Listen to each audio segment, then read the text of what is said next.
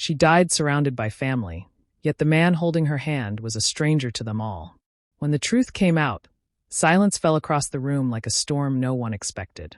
The letter she left behind. The hospital room was still. Machines hummed lowly, and beams of sunlight filtered through the half-drawn curtains, dancing gently across the linoleum floor. Flowers lined the windowsill, bouquets sent by colleagues, neighbors, family, friends. They filled the space with fragrance, as if trying to mask the presence of death. At Claire's bedside sat a man with kind eyes and tired shoulders. Michael's fingers were gently curled around hers, his thumbs slowly tracing the back of her hand. He looked like he hadn't slept in days, but there was no trace of complaint in his face. Only devotion, quiet, constant. His eyes didn't wander to the others in the room.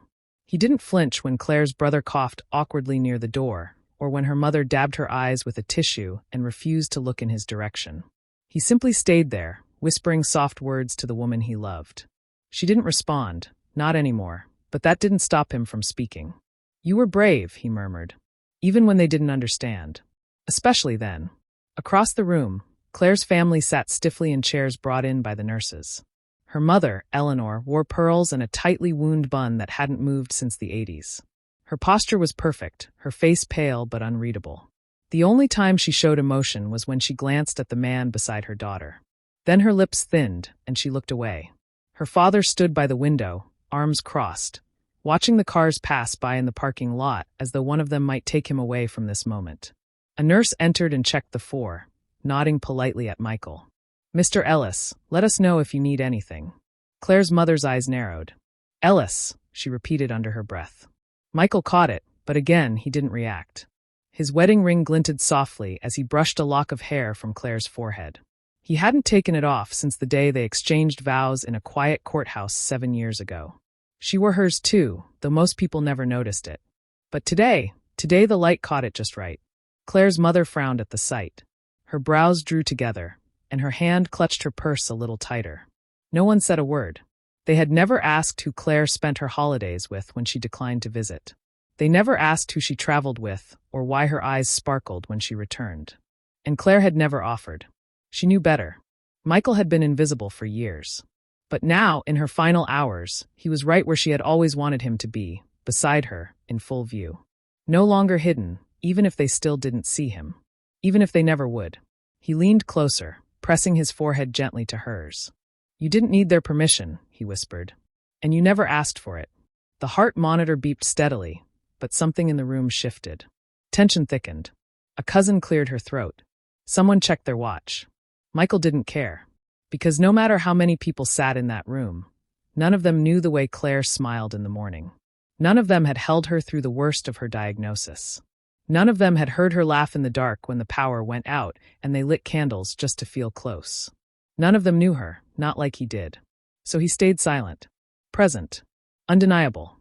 Even if her family still chose to look away. Michael sat quietly by Claire's bedside, the hum of the machines a dull soundtrack to memories he didn't ask for, but that came flooding anyway. His eyes lingered on the worn leather bag tucked beneath her hospital bed, where a corner of a photo frame peeked out. Just visible through the glass was a moment frozen in time. Claire, sun-kissed and laughing, her head resting on his shoulder as waves crashed behind them. Their anniversary trip to Myrtle Beach, the one place where she didn't have to hide. But hiding had been their reality since the beginning. He remembered the day they said, "I do." It hadn't been in a grand hall or with family gathered around. It was just them, standing hand in hand in a quiet county courthouse. Claire wore a pale blue dress and a nervous smile. Michael wore his best suit, one he'd had tailored for a job interview years ago. Their only witnesses were two close friends who knew how rare and real their love was. No photos were posted online. No announcements were mailed. Claire said she didn't want to deal with the noise. But Michael knew better. He remembered how she slipped her ring into her purse each time she visited her parents. How she gave excuses for why she was always busy on holidays. How she'd say, "Next year maybe, when things are better." And he had accepted it, not out of weakness, but out of love.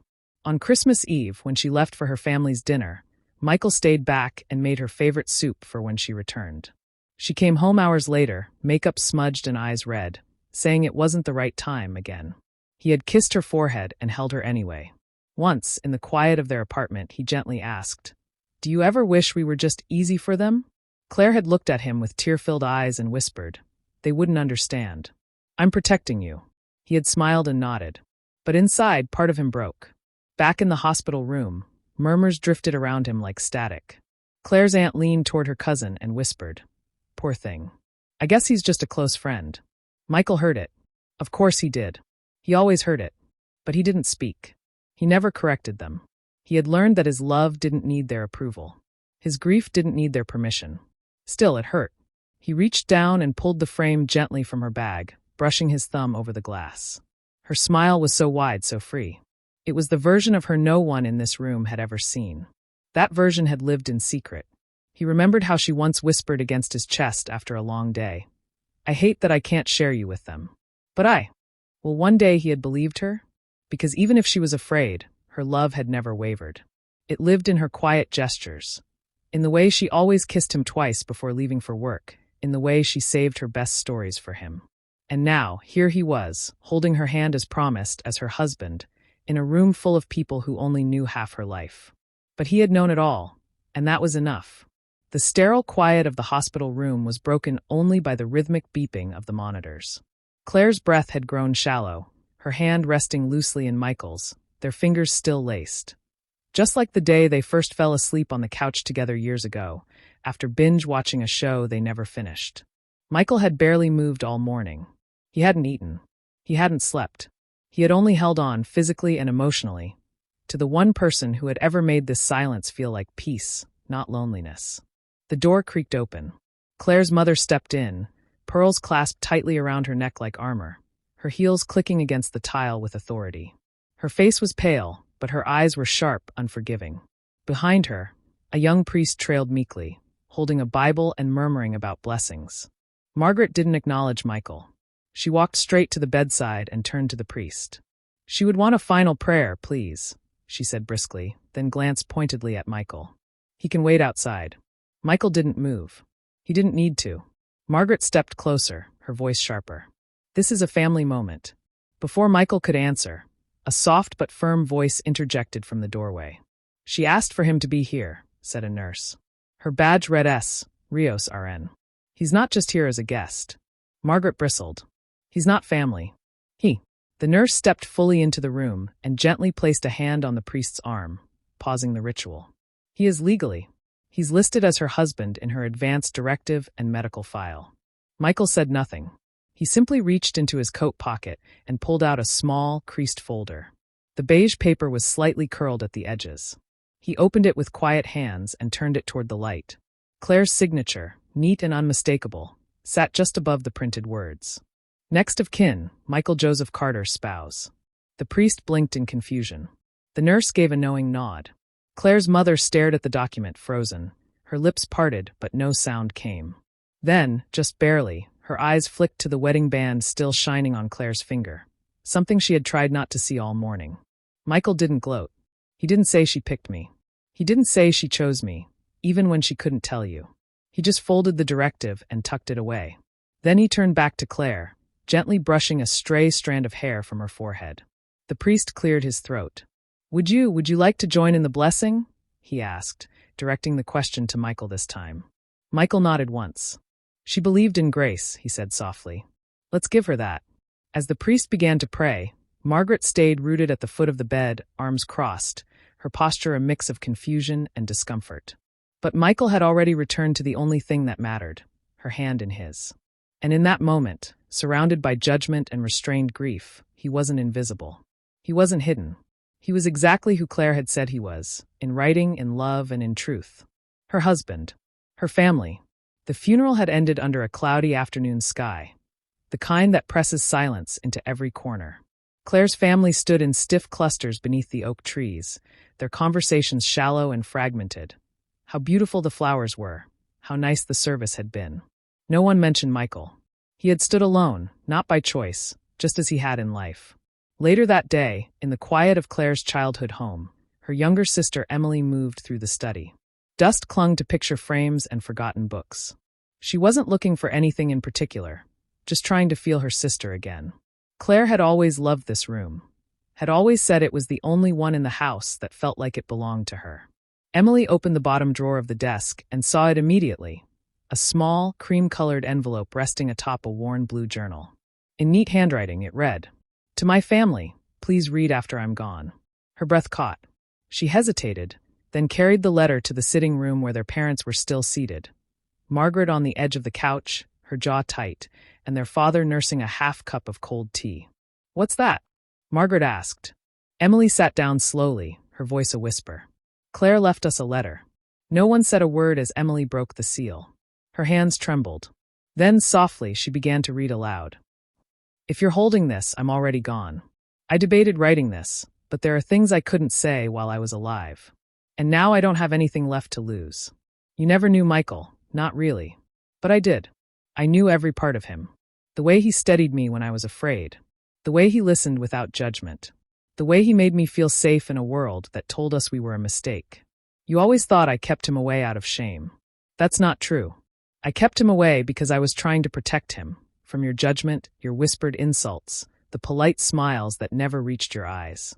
I didn't want the man I loved to be treated like less than he is." Emily's voice wavered. Across from her, their father looked down. Margaret's lips were pressed into a line. Emily continued, "I was diagnosed 1 year ago. I didn't tell any of you because I knew what would follow: drama, control, cold comforts. Instead, I made a different choice. Michael and I were married, again, in the little chapel near the lake, just the two of us. I wore a white dress, and he cried during the vows. It was the happiest day of my life, even though I knew it would be one of my last. You may think he wasn't family, but he was my family, my only real family in the end. So if you still believe he was a mistake, that's fine. But know this, my final wish was to be held by him as I left this world. And he gave me that, even knowing what he'd face when I was gone. Please let go of your pride. It's too late for me, but not for you. Love, Claire." Silence fell like a curtain. Margaret blinked, her mouth slightly open but empty of words. Emily folded the letter with careful fingers and placed it back on the table. She didn't speak. She didn't need to.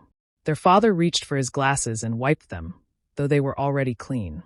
It was the first time in years anyone had seen tears in his eyes. In the hallway, the grandfather clock chimed once, soft, distant, like time letting go of something it had clutched too tightly. Upstairs, the blue journal waited beside an old photo album. And somewhere in the quiet distance, Michael sat in their tiny living room, surrounded by empty teacups and the scent of her favorite lotion still lingering on a scarf she used to wear. He didn't know the letter had been read, but he didn't need to. He had already lived it, every word, every day, every moment. She was his. The sun had just reached its highest point, bathing the small cemetery in a quiet golden warmth. Trees swayed gently in the wind, their branches whispering against one another like voices of those long gone, still telling stories to the earth. Michael walked slowly down the gravel path, a bouquet of white peonies cradled in his hand. He didn't rush. He never did when it came to her. Claire's headstone stood beneath an old elm, simple and elegant, just as she would have wanted it. No elaborate carvings, no poetic epitaphs, just her name, the years of her life, and a line etched beneath them in small, soft lettering. Loved deeply. Always returned. Michael knelt beside it. His fingers brushed away a few fallen leaves from the base of the stone. He laid the peonies down, arranging them carefully, and then sat back on his heels, letting the silence gather around him. No one else had come today. He didn't expect them to. And that was okay. He let out a slow breath. "Hey," he said gently, his voice nearly swallowed by the breeze. "I finally got the courage to visit the beach again." He smiled faintly, his eyes misting but dry. "The bench is still there. Your name's still carved in the corner. I sat on it for a while. Remembered the way you laughed when I first told you the water was too cold. But you dove in anyway." Pause. He lowered his head. "They didn't have to know me," he whispered. "You did. That was enough." The wind picked up slightly, tugging at his coat. He reached into his pocket and pulled out a small photo, one of the few they had taken together, one she'd insisted on printing. Her in a straw hat, him squinting at the sun, both of them laughing mid-shot. He placed it beside the flowers, weighed down with a smooth stone. Behind him, a car door closed quietly. Unseen by Michael, a young nurse from the hospital had been passing by, returning from her own visit to the nearby plot of a grandparent. She stopped when she saw him, a tall black man kneeling alone. Not in mourning exactly, but in something deeper, something gentler. She watched, hand on her chest, The way his shoulders held steady, the way his silence seemed full of presence rather than absence. And something shifted. She reached for her phone and dialed. "Dad," she said softly. "No, nothing's wrong. I wanted to tell you I love you." Michael rose to his feet, brushed the dirt from his knees, and looked up at the sky. The sun had broken fully through the trees now, casting light across Claire's headstone like a blessing. He gave a small nod, as if to someone standing just beside him, and then he turned and walked back down the gravel path, slow, steady, his steps echoing quietly against the stones, carrying with them not just grief, but peace. Sometimes love doesn't need an audience. It doesn't wear a suit for approval. It doesn't wait for permission to bloom. It just needs truth. And when the world closes its eyes, love still shows up anyway. Beneath a wide canopy of summer leaves, Claire's grave rests in quiet dignity. The breeze stirs gently, brushing past her headstone like a whispered memory. Just beside it, tucked into the grass, rests a single wedding photo, faded at the corners but vibrant at the center. Claire and Michael, arms around each other, smiling so wide you could hear their laughter through the image. The sun catches the photo at just the right angle. A glow shimmers across it, soft and golden, like the universe itself tipping its hat to what it witnessed but never interrupted. In the background, the wind plays with the trees, rustling their leaves like a lullaby. No more secrets. No more shame. Just love, tender, patient, unapologetic, etched in stone and memory.